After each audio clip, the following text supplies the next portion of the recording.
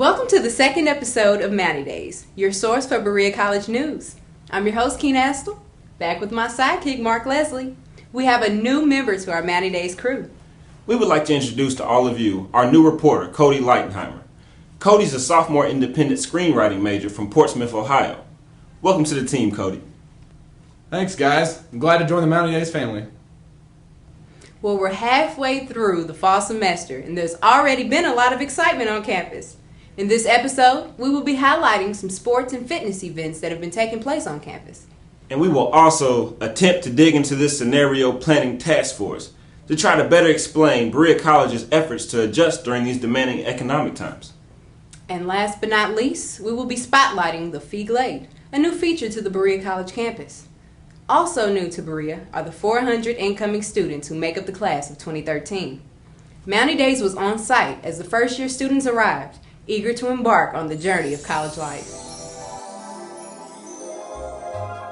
With the start of fall 2009, Berea College welcomed the incoming class of 2013. Approximately 400 new faces have joined the student body, coming from 30 U.S. states including Chattanooga, Tennessee, Carrollton, Kentucky, Beaver Creek, Ohio, Minnesota, Cincinnati, Tacoma, Georgia, as well as 25 different countries, making them one of the largest freshman classes in Berea history. We talked to some first-year students at orientation activities their first week on campus to find out what they thought this first year would be like and what they're looking forward to. I like the diversity and I like the student-to-teacher ratio. I like the small town setting. It's diverse. It's real diverse, and that's what I like. If it wasn't for the scholarship, I wouldn't even be in college. It's a very pretty campus, very lovely people. Just a great place to be. I am most looking forward to getting into the swing of things, just getting it all down. President Larry Shin shared his thoughts about the incoming class as well. Well, the class of 2013 is one of our most selective classes in Berea's history. The students who've come here came in a class that accepted only 18% of those who applied. I think they come at a time where we need very, very good, bright, and caring people to face a world with a lot of complexity, a lot of conflict, a lot of challenges. And this generation, often called the millennial generation, as they probably know, is a generation that accepts those kind of challenges. So I'm very excited about the class that has come in this fall. Class of 2013 is going to be a good class. Last week, we caught up with Markeisha and Ashley to see how things are going halfway through the semester. It's really exciting, but it's really tiring. I have lots and lots of homework, way more than I ever imagined. The biggest thing is finding time to do all of your things, and so you can have a social life and do all of your homework and, try to get good grades. The hardest things are, like I said, I didn't have this much homework in high school ever, so the homework's kind of a big deal. And just having to share space with so many people, because sharing a bathroom with that many girls is kind of, that's a little hard to get used to. I didn't expect myself to be this busy so soon, but it's probably halfway because I keep joining things and signing up for things and making myself busy. Classes are really good, actually. I don't have that many hard classes, just chemistry and biology, but the rest of them are interesting and staying on top of my work so far. I work in food service, of course, and I just got off work actually, and as long as you keep a good attitude about it, it's not hard at all. Social life has been pretty good. I hang out a lot, sometimes a little more than I should, and I should probably study, but I don't know, it's fun. Programs all around the country are trying to get people off the couch and active for better health. You don't use it, you lose it. So regardless if you're a 3-year-old or if you're a 93-year-old, staying physically active is important for everyone. Berea College has been doing its part to keep older generations active by sponsoring and hosting the annual Bluegrass Regional Boomer Senior Games for the past 2 years. Co-sponsored by the Bluegrass Area on Aging, St. Joseph Berea Hospital, Subway, and Care Tenders, the event recently brought seniors and baby boomers from miles around to compete in tennis, golf, track and field, cycling, badminton, basketball, swimming, and racquetball. Dr. Martha Beagle, who teaches physical education at Berea, was one of the game's organizers. It was open to anybody 50 years and above, having been an athlete or If they were just a recreational participant of physical activity, they were welcome to be part of the games. It was a vision of Randy Lawson, who works at the Bluegrass Area Agency on Aging. He had worked with senior centers before, but felt like he wasn't reaching the boomer population. He was reaching more so the older population and was trying to find something to do with them. We had over 50 pre-registrants and probably another 20 on site, so it probably equaled maybe a little bit less than the number of participants we had last year. But the people we had here were just awesome, and it's nice to talk to them after their events are over, because many of them are focused. They don't want to be bothered before their event, to hear the wonderful words that they have to say about the Berea College students. They're really impressed with our campus and our facility, and the students are always so warm and cordial. Without the students, the event never could have happened. We had over 150 students work this event as volunteers, and they made the event, happen. Without them, it wouldn't have happened. Some come and just participate for the fun of it. If they medal, fine. If not, they had fun doing it. So it serves many purposes for older adults. Feeling the effects of the suffering U.S. economy, the nation's colleges and universities are facing tough decisions about how to budget effectively. While many schools are raising tuition, Berea remains committed to serving students with high ability and limited financial resources, but without charging tuition. In planning how to face these challenging economic times, Berea formed a scenario planning task force, a group of 11 faculty, staff, and student members who were asked to develop scenarios for a future Berea. The task force was led by Dr. Stephanie Browner, Dean of Faculty at Berea, and included Joe Bagnoli, Berea College graduate and now the college's Associate Provost for Enrollment Management. Following 6 months of work beginning in April, the task force recently released its 120-plus page report. Other schools get tuition. We don't take in any tuition. We depend upon our endowment. It is our tuition fund. And so when our endowment went down 20% from June 2008 to June 2009, we lost 20% of the value of the endowment, basically from about $1.1 billion to about $800 million. Our charge was to create a dynamic environment here at the college on a $34 million budget. And we started with a $43 million budget just 2 years ago.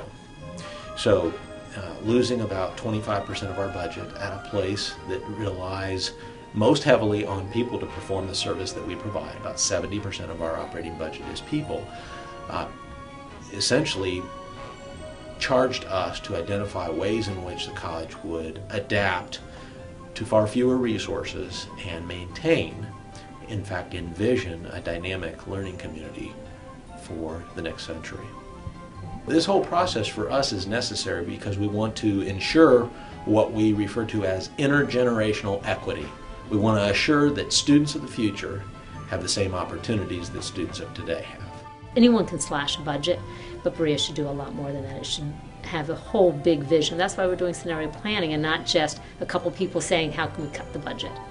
Numerous faculty, staff, students, and alumni have contributed ideas. We had a portal that collected those ideas for us on behalf of the community. We said, talk to us, talk to us, talk to us. We had open meetings, we took notes, we put them on the portal. That was a huge, communicating with our community was a huge part of this for us. We felt that the knowledge of the group is far greater than, of the big group than the small group. And those ideas are, you see them in the scenario. The questions, the ideas we got, we folded into the scenarios as they made sense.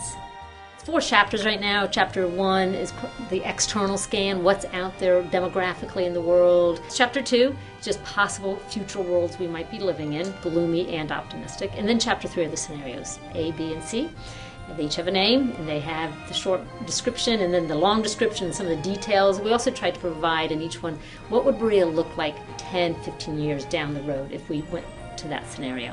And then chapter 4 includes a lot of details about making the changes in all the areas across campus. Now it's time for the community to respond to those ideas, to help us think through some of the details, help us imagine implementation of those various scenarios. The timeline ultimately ends with the board making a decision based upon recommendations coming from the administrative committee and the president, and we hope that's going to happen in February. So the board will also be in New York this October when they're on campus getting to know the scenarios better. We have been through change before, for sure. A substantial change, I think, as have most institutions nationally. I think we've always emerged from that change based on the college's commitments and core ideals as a place that has been one of hope for many, many people, and I have great aspirations that we will continue to be able to offer that hope to future generations of Berea students. Berea College is known for its challenging curriculum and quality of graduates. Athletics is another way students can excel. And this fall, students on 6 intercollegiate teams have been competing. There are other opportunities for students who just want to have some fun and play a sport they love. We spoke to Joe Salim II, Berea's residential and campus life coordinator, about Berea's popular intramural program. Intramural sports are basically, if you take the word intramural and break it down, it means inside the walls. So those are designed to give us our own sports competitions here within Berea's campus. It's just a sports competition, sports leagues through students, faculty, and staff. Those are the participants. So there's over 100 students who play each sport, and we usually have about 5 sports a year. So at least, a third or more of the student body take part. Throughout the year we have flag football, we have volleyball, we have basketball, indoor soccer. Sometimes we'll throw in like outdoor soccer or something like that as well. And then we have a variety of other things that kind of get put on as tournaments. Some of our sports are co-ed, like volleyball and indoor soccer. It'd be both men and women on the team. And then like for basketball and football, it's a men's team and then there's a women's team. I think sports as a whole build character in people, give them a sense of belonging, when you're on a team. They also teach people teamwork and life lessons when you're playing sports. So intramural sports gives you a chance to build community within your hall or within your class or, just with your group of friends. Also, I think it's a fun way to get in shape. Not everybody wants to go to Seabury Center and lift weights all the time. Not everybody gets motivated to get up at 6:30 for the lap swim in the pool. Some people don't like running. Some people, don't like to watch their diet, but everyone can get out and play intramurals.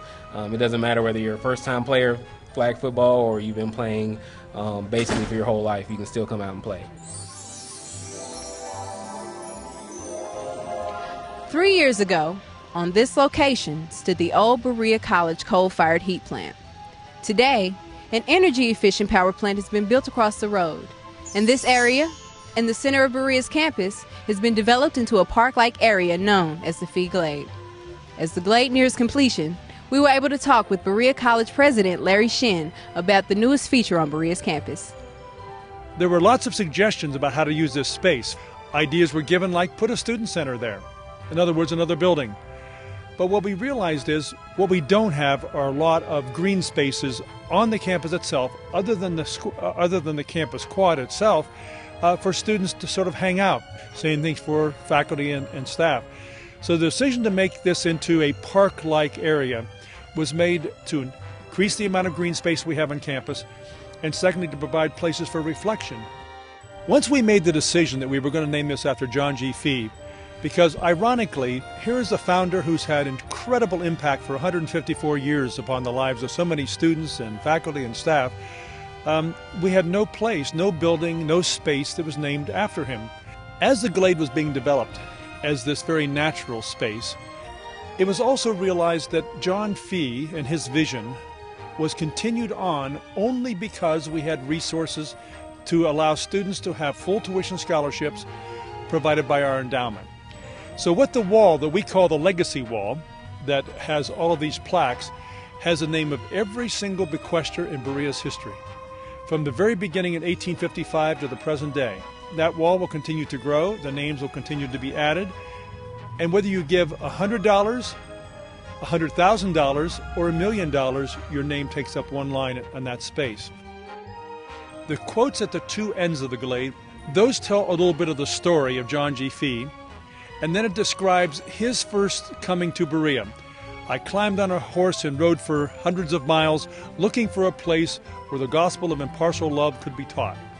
People can come from any direction. You can come from behind the science building, and what you're going to see are comments about Berea's inclusion of people of all parts of the world. You can come from another end of the Glade up near Edwards Hall, and you're going to read a statement about planning for the future. If you come off the quad of the campus, you're going to read a saying that says, women and men are equally valuable and should be taught together. And the same thing about blacks and whites. The idea is for you to sit down, read the saying, and say, what does that mean today? We thought that there ought to be some features in the Glade that sort of made connections between the landscape and the Glade itself, but also the built campus. The sculpture in which we're standing right now, in fact, is called Together. And the artist's conception is that humans and nature live together, work together, just as you come from this natural, more natural surrounding behind me in the Glade to the campus, you move from natural surroundings to built facilities. The idea, God is made of one blood, all people of the earth, created an institution that invited whites and blacks, women and men, students who couldn't afford an education to come to one place to learn. That idea is still a very powerful idea in a contemporary world that especially is large with violence among races, among peoples throughout the earth, among religions. So the idea in the quotes is to inspire people to think about the contemporary day through the lens of the past. And we think the Glade will do that. At least we hope it will. All of this is meant to be a place for reflection, a place for communication, people walking through, greeting friends, and you know there's what we call the council circle, the round space down below. We hope students will do theatrical performances there. We hope students will hang out, they'll study. It's meant to be a place that is used heavily, as well as being a corridor through which people walk to and from the campus. Well, we're done here. Thanks for watching again. Episode 2 was a success. This was your host, Tina Esther. And I'm the sidekick, Mark Leslie. See you next time on Mountie Days.